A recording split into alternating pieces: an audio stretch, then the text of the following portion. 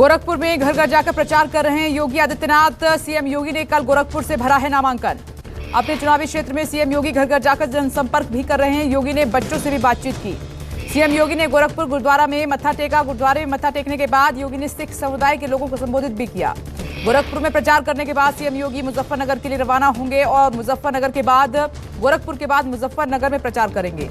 BSP की 6वीं list में 54 उम्मीदवारों का नाम का ऐलान हुआ है और गोरखपुर से सीएम योगी के खिलाफ बीएसपी ने ख्वाजा शमसुद्दीन को टिकट दिया है। ओबीसी फायरिंग मामला सोमवार को लोकसभा में अमित शाह फायरिंग घटना का जवाब भी देंगे। फायरिंग की घटना के बाद ओबीसी ने फिर चुनाव प्रचार के लिए कमर कसी है। बागपत और गढ़ मुक्तेश्वर में करेंगे ओबीसी प्रचार। गाजियाबाद के लोनी में ओबीसी की रैली कैंसिल। लोनी में रैली को प्रशासन ने मंजूरी नहीं दी। बागपत के छपरौली में जनसभा को संबोधित करेंगे ओबीसी। शाम 4 बजे गढ़ मुक्तेश्वर में करेंगे जनसभा।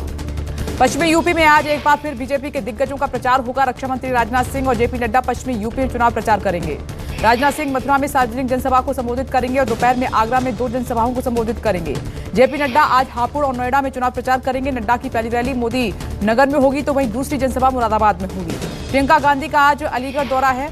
प्रियंका गांधी अलीगढ़ की 3 विधानसभा क्षेत्रों में जनसंपर्क करेंगी। प्रियंका गांधी दोपहर 2 बजे अलीगढ़ शहर में डोर टू डोर कैंपेन करेंगे और साथ ही शाम 4 बजे सभा को संबोधित भी करेंगी।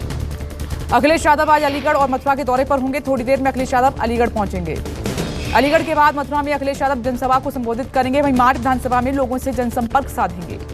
झूठे वायर पोस्ट पर भड़के जयंत चौधरी। जयंत चौधरी ने बागपत पुलिस में शिकायत दर्ज करवाई। जयंत चौधरी ने कहा कि बागपत चुनाव पर झूठा पोस्ट बनवाकर वायरल किया जा रहा है। फर्जी पोस्ट बनाने वाले कौन हैं, जनता पहचान ले।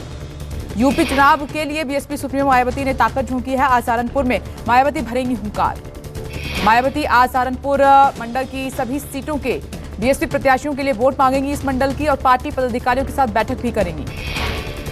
मां विंध्यवासिनी के दर पर पहुंची सपा नेता और अखिलेश यादव की पत्नी डिंपल यादव। डिंपल यादव ने विंध्यवासिनी मंदिर में पूजा अर्चना भी की। डिंपल यादव का दावा, पश्चिमी यूपी में सपा गठबंधन 50 से ज्यादा सीटें जीतेगा और इस बार सपा गठबंधन की ही सरकार बनेगी।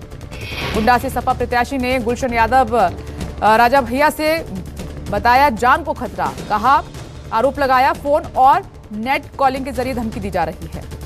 यूपी के आगरा में बसपा सुप्रीमो मायावती की रैली पर एफआईआर दर्ज। जनसभा में अनुमति से अधिक भीड़ जुटाने पर कार्रवाई हुई है। आगरा के थाना शाहगंज में कोविड प्रोटोकॉल का उल्लंघन करने को लेकर मामला दर्ज हुआ है। कांग्रेस नेता राहुल गांधी आज उत्तराखंड के चुनावी दौरे पर रहेंगे। राहुल किच्छा में किसानों के साथ बैठक भी करेंगे।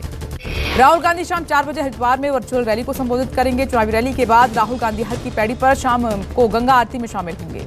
पंजाब विधानसभा चुनाव के लिए कांग्रेस स्टार प्रचारकों की लिस्ट जारी हुई है। मनीष तिवारी और गुलाम नबी आजाद का नाम नहीं है इसमें। कांग्रेस की ओर से घोषित स्टार प्रचारकों की लिस्ट में नाम नहीं शामिल होने पर मनीष तिवारी ने तंज कसा। कहा कि मुझे सुखद आश्चर्य होता अगर ये कहीं और होता।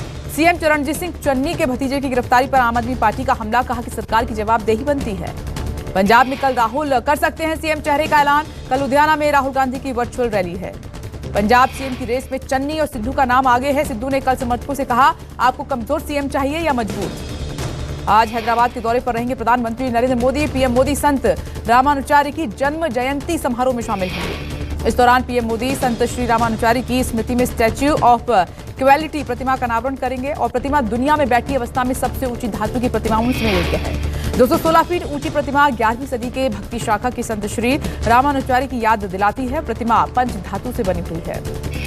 देश के कई हिस्सों में भूकंप के झटके महसूस किए गए। रिक्टर स्केल पर 5.7 तीव्रता मापी गई। किसी तरह के जानमाल का नुकसान नहीं है। दिल्ली एनसीआर में महसूस हुए भूकंप के झटके। पंजाब से लेकर जम्मू कश्मीर तक भूकंप के तेज झटके महसूस हुए हैं। अफगानिस्तान तजाकिस्तान सीमा क्षेत्र रहा भूकंप का केंद्र। 210 किलोमीटर थी भूकंप की गहराई। 1993 मुंबई ब्लास्ट मामले में भारतीय खुफिया एजेंसियों को बड़ी सफलता हाथ लगी है। धमाके का मास्टरमाइंड और मोस्ट वांटेड आतंकी अबू बकर उर्फ अब्दुल गफ्फार शेख यूएई से गिरफ्तार हुआ है। मोस्ट वांटेड आतंकी अबू बकर को जल्द भारत लाया जाएगा। 29 साल से अबू बकर संयुक्त अरब अमीरात और पाकिस्तान में रह रहा था। दाऊद इब्राहिम का करीबी माना जाता है। अबू बकर और पीओके में हथियार और विस्फोटक तैयार करने की ली थी ट्रेनिंग। श्रीनगर के जखूरा में आतंकियों और सुरक्षा बलों के बीच मुठभेड़ हुई है। सुरक्षा बलों ने टीआरएफ के 2 आतंकियों को मार गिराया। आतंकियों के पास से हथियार बरामद हुए हैं। सुरक्षा बलों ने पूरे इलाके को घेर लिया है और ऑपरेशन चलाया जा रहा है। कोरोना फ्रंट पर राहत की यह खबर है कि देश में पॉजिटिविटी रेट घटकर 8% से कम हो गया है। देश में पिछले 24 घंटे में कोरोना के 1,28,000 केस दर्ज हुए हैं। 1,059 संक्रमितों की मौत हुई है। एक्टिव मरीजों की संख्या घटकर 13,31,000 हो गई है। आंकड़ों के मुताबिक कल 2,30,814 लोग ठीक भी हुए। कर्नाटक में एक दिन में करीब 15,000 नए मरीज आए हैं। संक्रमण थोड़ा कम होने के बाद पाबंदियों में ढील दी गई है। कर्नाटक में अब सिनेमाघर, जिम, योग केंद्र और स्विमिंग पूल पूरी तरह क्षमता के साथ संचालित हो सकेंगे। सिनेमाघर के अंदर खाने पीने की चीजें ले जाने की मनाही है। 15 से 18 साल के बीच के 65% टीनेजर्स को वैक्सीन की पहली डोज लग चुकी है। केंद्रीय स्वास्थ्य मंत्री मनसुख मंडाविया ने जानकारी दी है। पटना में पेनलेस और नीडललेस ज़ाइकोव डी कोविड वैक्सीन की शुरुआत हुई है। 3 सेंटर्स पर लगाई जाएगी वैक्सीन। नीडललेस वैक्सीन के लिए 3 डोज लेनी होगी। वैक्सीन की डोज 28 दिन और 56 दिन के गैप में लगाई जाएंगी। कोरोना से हुई मौत मामले के मुआवजे पर सुप्रीम कोर्ट सख्त हो गया है और सरकार से मुआवजा की अर्जी में गलती हो तो रिजेक्ट की बजाय करेक्ट करें, ये कहा है। सुप्रीम कोर्ट ने मुआवजे को लेकर आदेश जारी किया है। कोर्ट ने एक नोडल अधिकारी नियुक्त करने को कहा है। नोडल अधिकारी की नियुक्ति मुआवजे के काम के लिए होगी। राष्ट्रीय अनुसूचित जनजाति आयोग के संक्रमित गर्भवती आदिवासी महिला को लेकर तेलंगाना सरकार को नोटिस भेजा गया है। आरोप है कि अस्पताल ने भर्ती करने से इनकार किया था। आरोप है कि तेलंगाना के अस्पताल ने कोविड संक्रमित गर्भवती महिला का इलाज नहीं किया, जिसके बाद महिला ने अस्पताल के गेट पर नवजात को जन्म दिया था। दिल्ली में सोमवार से चरणबद्ध तरीके से स्कूल खुलेंगे। 7 तारीख से 9वीं से 12वीं तक के स्कूल खुलेंगे। 14 फरवरी से नर्सरी से 8वीं तक के स्कूल खुलेंगे। दिल्ली में कार में अकेले हैं तो मास्क लगाना अनिवार्य नहीं है। पहले बिना मास्क लगाने पर सिंगल शख्स पर भी 2,000 रुपए का जुर्माना था। ओमिक्रॉन के सब वेरिएंट ने WHO की चिंता बढ़ाई है। अफ्रीका के 5 देशों तक फैला है ओमिक्रॉन का सब वेरिएंट। यूपी के प्रयागराज में बसंत पंचमी के अवसर पर श्रद्धालुओं ने संगम तट पर लगाई डुबकी और अब तक 2 लाख से ज्यादा लोगों ने डुबकी लगाई है। प्रयागराज के संगम तट पर प्रशासन अलर्ट है। घाटों की सफाई और फ्लड कंपनी के जवान और महिला पुलिसकर्मी भी तैनात हैं। बसंत पंचमी के त्योहार पर उज्जैन के स्याही माता के मंदिर में विद्यार्थियों की भारी भीड़ उमड़ी और दूर दूर से पहुंचे भक्त। गुवाहाटी में सरस्वती पूजा के मौके पर कम मूर्तियां बिकने से मूर्तिकार निराश हैं। कहा कि कोरोना के कारण स्कूल बंद हैं, जिसके चलते मूर्तियों की मांग कम हो गई। दिल्ली में ठंड और कोहरे का डबल अटैक हुआ है। घने कोहरे के चलते विजिबिलिटी काफी कम हो गई। अगले 3 दिन तक ठंड का प्रकोप जारी रहने वाला है। यूपी में बारिश के बाद बढ़ी है ठंड और छाया है घना कोहरा। विजिबिलिटी काफी कम हुई है। गाड़ियों की रफ्तार पर ब्रेक लगा है। पंजाब और हरियाणा में ठंडी हवाओं ने बढ़ाई कपकपी। घने कोहरे के चलते विजिबिलिटी हुई कम। मध्य प्रदेश में ठंड का सितम जारी है। तापमान में आई गिरावट। मौसम विभाग ने ठंड अगले 3 दिनों तक ठंड जारी रहने का अनुमान जताया है। बिहार में मौसम के बदले मिजाज। 4 जिलों में भारी बारिश के आसार हैं। ओले गिरने की भी आशंका है। जम्मू कश्मीर में बारिश और बर्फबारी जारी है। बर्फ से ढकी वादियां। तापमान में आई गिरावट। मौसम विभाग ने कल तक बर्फबारी जारी रहने का अलर्ट जारी किया है। श्रीनगर और गुलमर्ग में लुढ़का पारा। गुलमर्ग में अधिकतम तापमान 0 और न्यूनतम तापमान -6 डिग्री पहुंचा है। श्रीनगर में अधिकतम तापमान 4 है। न्यूनतम तापमान 1 डिग्री सेल्सियस दर्ज किया गया है। हिमाचल प्रदेश में हुई भारी बर्फबारी। चारों तरफ फैली बर्फ की मोटी चादर। शिमला में बर्फबारी का लुत्फ उठाते दिखे पर्यटक। उत्तराखंड में हो रही है बारिश और बर्फबारी। सैकड़ों गांव बर्फ से ढके हैं। बद्रीनाथ धाम में 5 फीट तक बर्फ जमी हुई है। यूपी विधानसभा चुनाव से पहले रामपुर पुलिस ने चलाया चेकिंग अभियान और दर्जनों शराबियों को पकड़ा है और शराब न पीने की कसम खिलाई है। नोएडा पुलिस ने मोबाइल लूटने वाले गिरोह का किया है खुलासा। 6 आरोपी गिरफ्तार हुए। 105 मोबाइल बरामद हुए हैं। आरोपी दिल्ली एनसीआर में लूट की घटनाओं को अंजाम दिया करते थे। उन्नाव में भीषण सड़क हादसा हुआ है। डायल यूपी 112 की PRV गाड़ी पर पलटा टैंकर। 3 पुलिसकर्मियों की मौत, एक की हालत गंभीर। हादसे में बाइक सवार युवक भी घायल हो गया है। एसपी उन्नाव ने CO सफीपुर को मामले की जांच के आदेश दे दिए हैं। रामपुर में भीषण सड़क हादसा हुआ है। स्पीड ब्रेकर पर अनियंत्रित कार पलट गई और 5 लोगों की मौत हुई, एक घायल। कार सवार शादी समारोह में शामिल होकर लौट रहे थे। तेज रफ्तार के चलते ये बड़ा हादसा हो गया। कर्नाटक के मांड्या में ठेकेदार और इंजीनियर पर खराब सड़क बनाने का आरोप है और ग्रामीणों ने सड़क का एक हिस्सा हाथों से उखाड़ा। छत्तीसगढ़ के बलरामपुर में पक्की सड़क नहीं होने से लोग परेशान हैं। DFO ने कहा जल्द सड़क निर्माण करवाएंगे। अब बिना प्रदूषण के कर सकते हैं कूड़े का निस्तारण। मोहाली के अमरदीप शर्मा ने बिना प्रदूषण के कूड़े के निस्तारण के लिए मशीन भी बनाई है।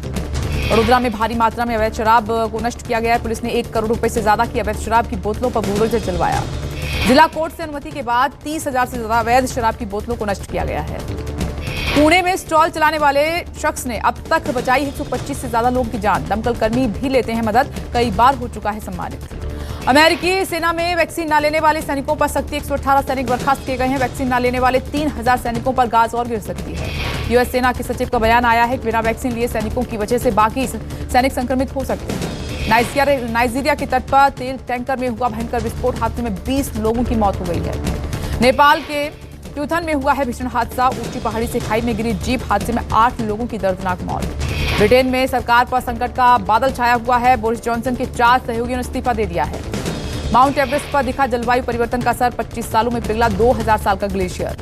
पाकिस्तान कोर्ट की कराची रजिस्ट्री में बम लगाने की सूचना से मचा अफरा तफरी का माहौल, खाली करवाई गई इमारत। पेरू के नाजका लाइन्स के पास टूरिस्ट प्लेन दुर्घटनाग्रस्त होने से हुआ है बड़ा हादसा। प्लेन में सवार सभी 7 लोगों की मौत हो गई मौके पर ही। फिल्म बधाई 2 की स्क्रीनिंग में लगे हुए हैं राजकुमार राव, भूमि पेडनेकर, तमन्ना भाटिया। फिल्म 11 फरवरी 2022 को रिलीज हो रही है। एक्टर वेंकटेश दग्गुबाती मुंबई एयरपोर्ट पर हुए स्पॉट और एक्टर ने मीडिया के कैमरे के लिए पोज भी किया। एक्ट्रेस श्रद्धा कपूर मुंबई के अंधेरी में फिल्म निर्देशक लव रंजन के ऑफिस में नजर आई, जल्द नए प्रोजेक्ट पर काम करेंगी। मुंबई के सांता क्रूज में वर्कआउट के बाद स्पॉट हुई सारा अली खान और जिम रूट में देखी सारा। मुंबई में रणबीर कपूर को टी सीरीज के ऑफिस में देखा गया। एक्टर को देख फैंस की भारी भीड़ उमड़ी। टेस्ला को भारत लाने के लिए सरकार ने एलन मस्क की टैक्स छूट वाली मांग को खारिज कर दिया है। टेस्ला को नहीं मिलेगी टैक्स में छूट। सोशल मीडिया प्लेटफॉर्म इंस्टाग्राम ने यूथ प्लेटफॉर्म के साथ मिलाया हाथ और साझेदारी में ब्रेक जरूरी है अभियान शुरू किया है। डिजिटल दुनिया के लिए आईटी मंत्री अश्विनी वैष्णव का संदेश, कहा कि महिलाओं की सुरक्षा हर हाल में सुनिश्चित करें सोशल मीडिया कंपनियां। ट्विटर लाया डाउन वोट बटन और ट्विटर पर ये बटन शो नहीं करेगा लेकिन डेटा द्वारा यूजर के एक्सपीरियंस को बेहतर बनाएगा।